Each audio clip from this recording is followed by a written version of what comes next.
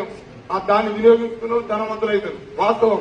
నాకు కొద్దిగా మా మోకాళ్ళ నొప్పులు ఉంటుండే కొద్దిగా వచ్చినాయి. ఏంటంటే 65 సంవత్సరాలు నడుతున్నాయి. మోకాళ్ళ నొప్పులు అంటే అది ఎంత మెట్లు ఎక్కితే మా నొప్పులు పెట్టినాయి. నేను ఇంత ఉన్న ప్రోడక్ట్ వాడితే మొత్తం ముప్పులు వేయడానికి జంప్ చేస్తున్నా.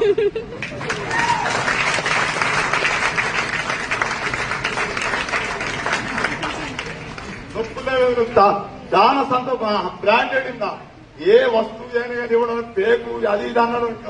వానంతా పేక్ గాడు ఇవ్వడం లేడు అనుకోవాలి. విన్నారా? ఇది వాస్తవం. కంపల్సరీ వాడు పేకు అన్నాడు. వాడు తెలియదు. మీటింగ్ కు రాలే, ప్రాడక్ట్ వాళ్ళే, వానికి ఏం తెలియదు. కానీ వాడు పేకు అని అంటే వాడు పనులు పోయి నిజమే కావద్దు.